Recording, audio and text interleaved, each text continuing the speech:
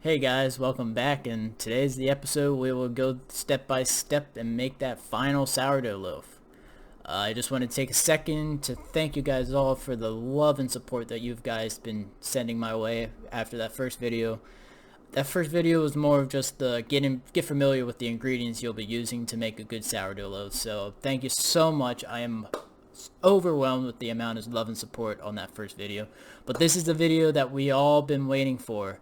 The step-by-step process, the easy to follow recipe, and just follow along style video where we will make our great sourdough loaf. It's going to be a good one. It's going to be an easy to follow type of, you can stop and pause the video for the recipe as well as repeat or rewind every 5-10 seconds if you're caught on one of the steps, because I do go step by step, the mixing, the proofing, the fermenting process, the shaping, the scoring, the baking off, the final proof, the whole entire 9 yards. So without further ado, let's get into it.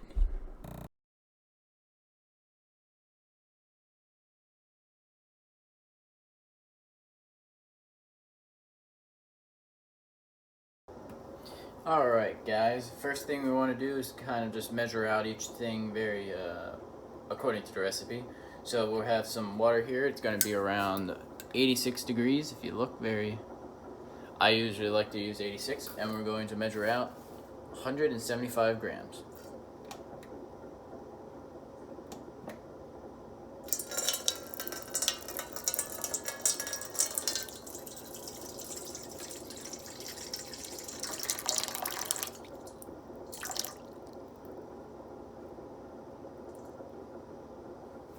Next, we're going to measure out 50 grams of our sourdough starter. As you can see, I have my sourdough starter here. So the best thing I like to do is use a fork or a spoon and kind of just gently glide it until we get 50 grams. If you go over it by a gram or two, it's no big deal. You'll just have to adjust some of the flour by a gram or two, but we should be fine. 50 grams. Alright, at this point you'd like to dissolve it, which means basically mix it together until it kind of dissolves into the water. The water almost, it's not melting, but it's thinning it out to a point where it will be easily dispersed throughout the final product, the dough. At this point, we have, right here we have 225 grams of bread flour and 25 grams of whole wheat flour. The whole wheat flour allows the yeast to have a lot more of the starch and the protein it really likes to kind of chow down on. So at this point, we mix this into here.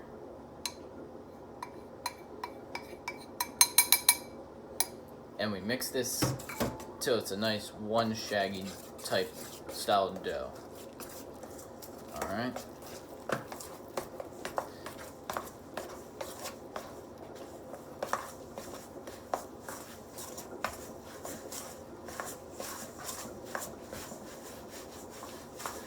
You want to try to get all that nice dough on the sides to kind of get away. You don't want any of that to stick.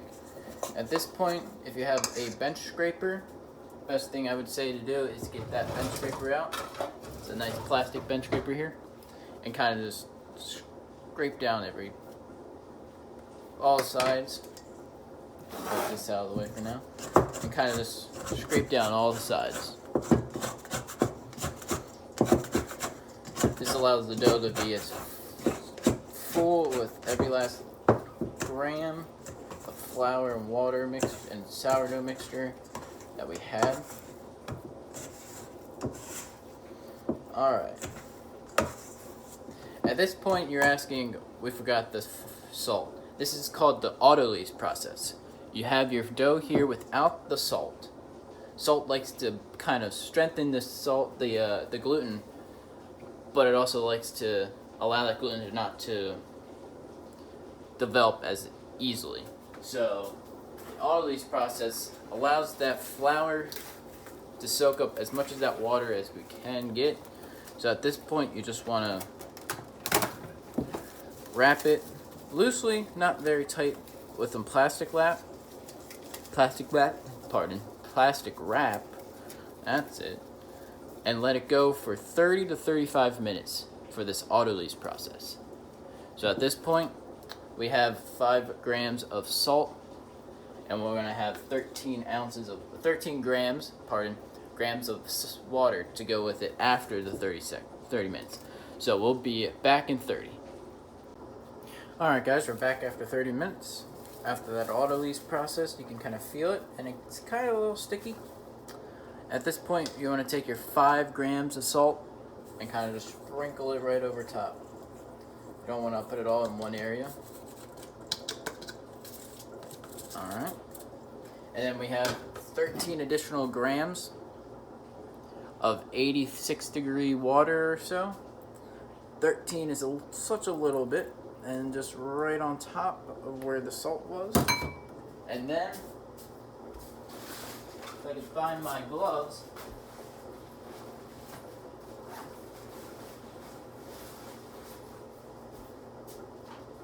I'd recommend using at least one glove, one latex glove, rubber glove, whatever. And then you just want to kind of squeeze it. So kind of take it and squeeze it between your fingers. Alright. You want to get all that water, all that salt throughout that bread. You want to have it a nice, uniform. It will feel like it's coming apart. That's because the amount of water that you have in it will have to take a little bit to get into the dough after the autolyse process. So just kind of scrape your hands off as best as possible, and then kind of just take your bench scraper and kind of fold it towards the middle. You'll see after a few, I'd say a minute or two of this type of mixing, it'll come together. You don't want to start kneading it, as I said earlier. Kneading it is not the way to go with sourdough. Basically, the less you handle it, the more air can get incorporated into it and it entrapped. Because the more hands-on approach you are having, the more likely it is to lose some of the air that you have made throughout the hours upon hours of baking it. So, kind of still. Alright. It will feel a little too wet as it is. It's perfectly fine. There's no gluten to truly make a nice network, to make this a nice malleable dough, as you are probably familiar with when making a baguette or a French bread or an Italian loaf, a Vienna loaf, what have you. It won't look the same because you don't have any of that gluten. You're not kneading it, so you don't have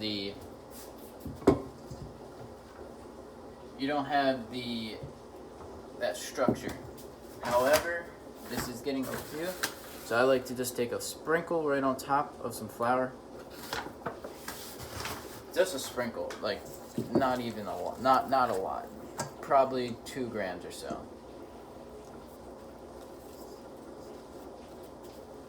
Just to scrape it off a little bit, and then just. Alright. That's roughly what you want your dough to look like. It's sticky, but not too wet. It's sticky but not wet, I believe is the term. Wet would be almost a batter-like consistency, where this is more of a. It doesn't stick, but it is wet. I forget the terminology, but you'll understand that this is roughly what you would like to see it look like. So at this point, make sure you get all that dough from all sides and crevices. I have a lightly greased Lexan Tupperware container, as I said, and I like to just kind of put it right in. Kind of scrape off any of the extra dough you have maybe laying around or is stuck onto your bench scraper or your hands. Kind of scrape that off. You want every last piece of this dough. It's definitely worth it in the end. So just kind of dot it.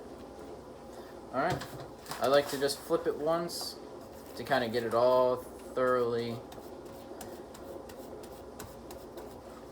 coated with oil. And now the process begins with the fermentation process. After it's in this type of container, you'd like to put a nice lid on it.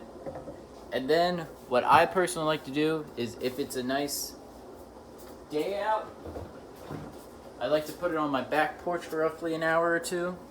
Any place that's nice and humid and slightly warm, you want the air temperature for it, if you want to make it a little quicker in 3 to 4 hours, you'd like this to be at roughly a little warmer than room temperature. My temperature I have here is roughly 73 to 74 degrees, so I'll leave it at room temperature and it will go for roughly 4 to 5 hours. We'll be back in 45 minutes or so to show you what we call the stretch and fold sequence, and we do that every 45 minutes during this whole entire 4-hour period. So we will be back then in 45 minutes. Alright guys, we're back after 45 minutes and we had this dough kind of resting. We're going to do a stretch and fold. So what I personally like to do first is just to wet your hand just a little bit so the dough does not stick onto it. And what you want to do is kind of take one side, stretch it, and pull it towards the middle. Take the next corner, stretch, and pull it towards the middle. Third one, stretch, pull it towards the middle. You want these to kind of almost overlap. Stretch and pull it towards the middle, and then at the very end, kind of flip that whole thing over. So you have the first set of stretch and folds finished. Let it sit for another 45 minutes, and you just want to keep repeating this every 45 minutes. I will not be showing that. It would be kind of redundant. So every 45 minutes, you want to do a stretch and fold for at least 4 hours, maybe 5. If you get to a point where your last stretch and fold would only take 30 minutes, so it would be 45, 45, 45, then 30. I like to just do 45, 45, and then maybe expand the last one to like an hour or so. So if you want to, or just kind of proof it an extra 15 minutes so you can get 3 or 4 stretch and folds in. You would like to finish with around 4 stretch and folds or so. So next part we're going to show is the bench rest, and that will be coming up right now. Alright guys, it's been 5.5 hours and I have my sourdough after it's fermented for roughly 5.5 hours. What you want is a nice lightly floured surface, and then you want to unmold it. You don't want to really try anything. It's going to release itself by just gravity pulling it down. So after that,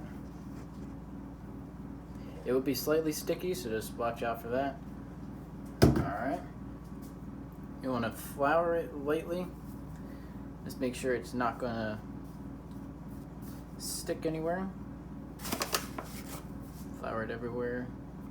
Lightly, but enough, liberally. Not overexposing it with the amount of flour. Just enough. And then you want to let it sit. And this is what we call the bench rest. You take a cloth of some type. We got a cloth here. And you let it go. You let it sit for 20-25 minutes. I usually do 25 minutes. I'll see you then.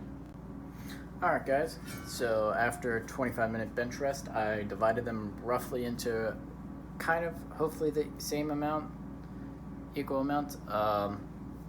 Not quite sure, but as I said before, I like to just guesstimate. So what you want to do is you want to flatten it out just a little bit. You want to take the top and fold it bottom stretch a little bit and fold it. Turn it, kind of pinch it out, fold it towards, take that, fold it, and then flip the whole thing over. And then you want to roughly have it turn into a ball. Alright? So again, flatten it out a little bit, pull towards the middle. It's like an envelope towards the middle. Then left, right, flip it over, and kind of roughly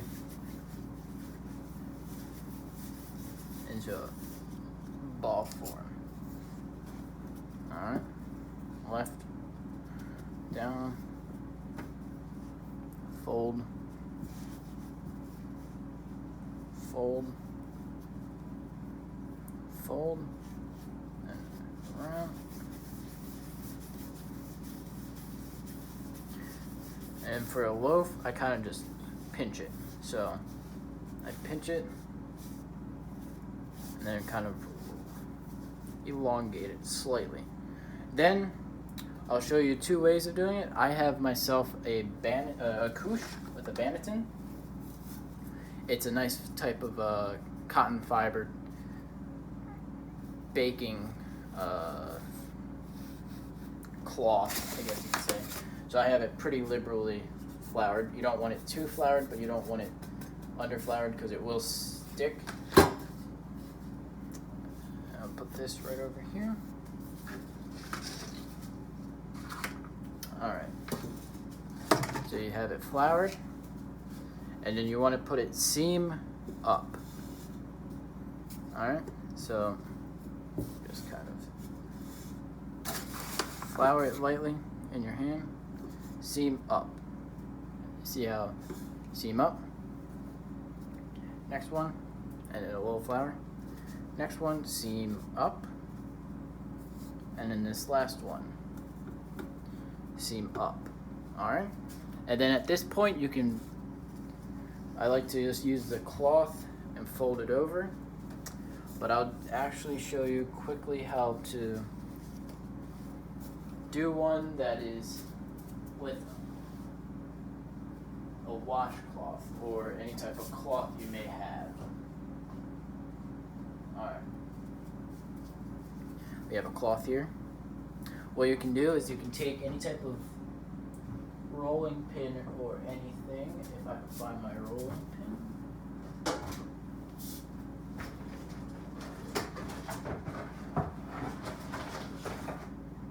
Alright, so I got rolling pin here.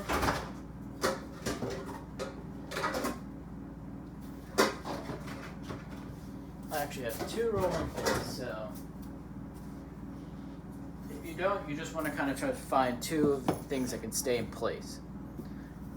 Alright, so you can put them up like this, put down your cloth, space it out just quite far apart, but enough to keep the flour, and enough just to keep this with a nice little, squeeze it just enough where it keeps its body, but it has enough room to expand, and then just kind of fold over the top, and then you let that proof at room temperature.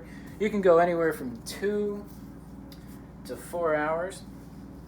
The 2 hours can give it a mild sourdough flavor, but if the longer it goes, proofing wise, the more of the flavors can kind of mature. So you can even put it in something like this, and then put this on a sheet tray, and then put that sheet tray in the cooler for up to 12 hours. That's what actually I'm going to do tonight. Before I head to bed, I'm going to throw this in the cooler, and then tomorrow we'll take it out. I'll show you how to score it, to bake it off, to cool it, and then just enjoy at the end. So I'll catch you guys in roughly 12 to 13 more hours. Hey guys, we're back roughly 12 hours later for these beautiful loaves, but could be anywhere from 4 to 6 if you are doing them the same day. I wrapped them with plastic, so it's time just to slowly take the plastic off. You don't want you don't want to do anything to really obstruct or kind of destroy those delicate air bubbles you may have. So what I like to do is slowly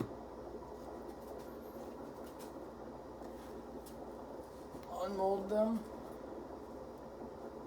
It may stick a little bit, but should be fine. Onto any type of surface that you'll be able to get this to the Dutch oven or whatever you're using. I use a Dutch oven personally because of how it maintains and retains the heat so well as having a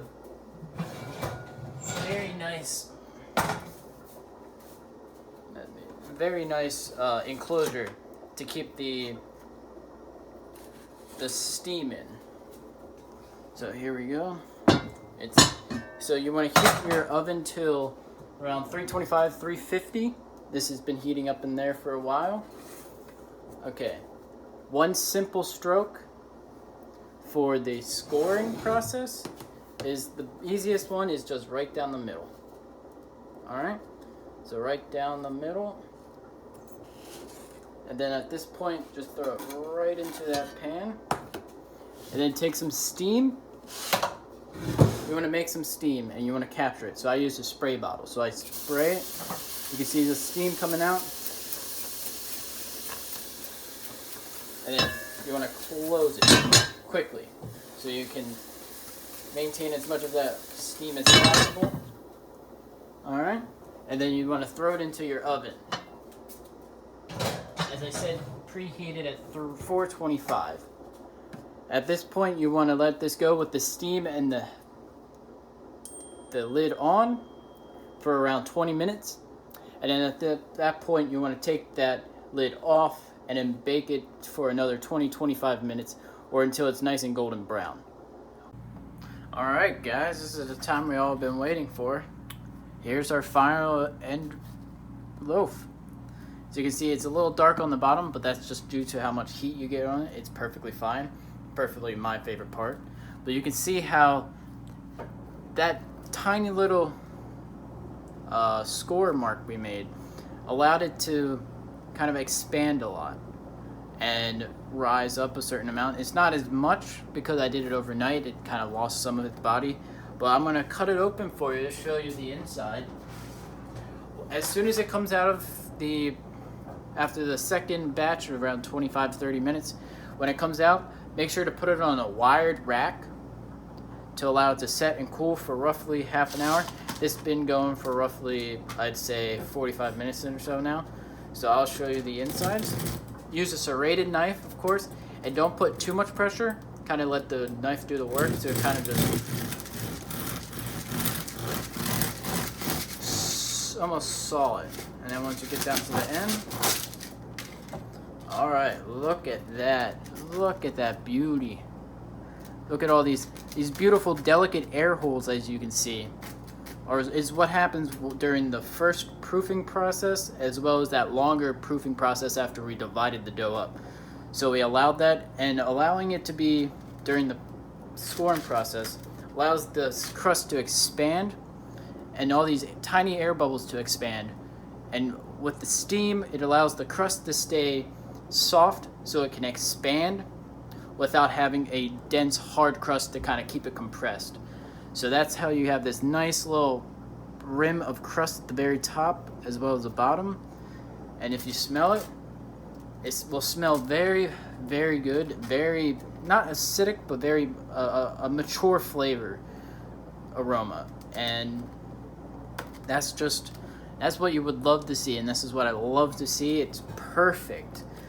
So that's a good batch. If you have anything close to this, the longer you proof it the second time after we divided and shaped it, the better you can have these air pockets. But be very careful about the handling process, because so much handling while it's still dough and not the bread can disrupt and kind of almost pop some of these delicate air pockets that you have going throughout. So this is great, beautiful dough. I hope yours turned out just as great. Alright guys, that will be it. We just finished up baking off and showing that inside crumb texture of our sourdough bread. Thank you guys all for tuning in to this great, very informative video. I hope you guys got a lot of stuff out of this video. Hopefully you followed along and made some nice sourdough bread as well. If you'd like, please subscribe and like this video. Subscribe for more. In the next couple videos we might go towards a baguette or a focaccia, ciabatta, brioche, some other type of bread, but this first few videos were definitely on sourdough loaves because that's personally one of my favorite hobbies to do. I hope you guys had a great video watching experience, and I'll catch you guys next time. Alright, keep on baking on.